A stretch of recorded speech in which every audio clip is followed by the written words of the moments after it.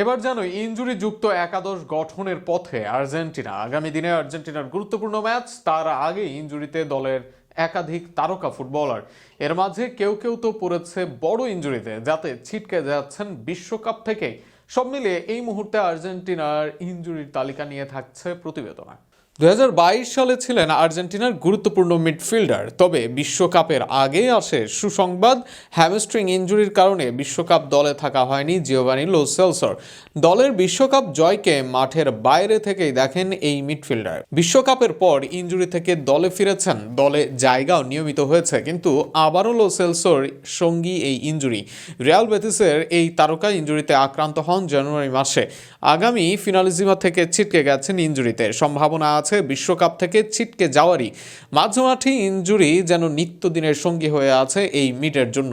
ইনজুরিতে Argentina দলের নিয়মিত striker Lautaro Martinez inter মিলানের হয়ে 19 ফেব্রুয়ারিতে সর্বশেষ ম্যাচ খেলেন। সেই ইনজুরিতে থেকেই দেখেন চ্যাম্পিয়ন্স লিগ থেকে দলের বিদায়। কবে ফিরবেন মার্টিনেজ সেটা নিশ্চিত নয়, তবে ফিনালিজিমা থেকে ছিটকে গেছেন তিনি। আগামী দিনে লাউতারোর জায়গাটাকে পূরণ করেন আর্জেন্টিনা ম্যাচে, সেটাই দেখার বিষয়। তবে এমন একজনের ইনজুরি আর্জেন্টিনার জন্য ধাক্কা বটে। ইনজুরিতে আছেন left winger Nico Gonzalez. Atletico মাদ্রিদের লোনে আসা এই উইঙ্গারেরও এসেছে ইনজুরির হানা। তবে সবচেয়ে বড় ইনজুরি রাইট ব্যাকে থাকা জোয়ান ফয়েতের। এসিএল এর খপ্পরে ফয়েত, যে কারণে মৌসুম থেকে ছিটকে গেলেন তিনি। ফিনালিজিমা তো বটেই, বিশ্বকাপই খেলা হবে না এই রাইট ব্যাকের। আর্জেন্টিনা দলের সেন্টার ব্যাক ও রাইট ব্যাকে অপশন থাকে ফয়েতের, সেখান থেকে তার ইনজুরি দলকে দিল বেশ পিছিয়ে। ইনজুরির কবলে সর্বশেষ মুখ ভ্যালেন্টাইন কার্বনি। ইতালিয়ান সিরি আতে নিয়মিত পারফর্ম করেন কার্বনি, সেখান থেকে বর্তমানে আছেন লোনে আর্জেন্টিনার ক্লাবে। তবে সে সময় এলো ভয়ঙ্কর ইনজুরি, যে ইনজুরির কারণে আগামী কয়েক মাস মাঠের বাইরে থাকবেন কার্বনি।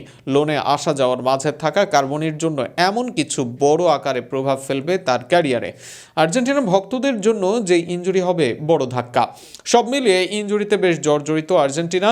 এর মাঝে আর্জেন্টিনার মূল স্কোয়াডের বড় একাধিক তারকার ইনজুরি দলকে ফেলে দিয়েছে আরও বিপদে। তবে এসব ইনজুরির মাঝ থেকে কিভাবে সেরা স্কোয়াড নিয়ে আগামী দিনে ফিনালিজিমা ও বিশ্বকাপে মাঠে নামেন স্ক্যালোনি, সেটাই দেখার বিষয়।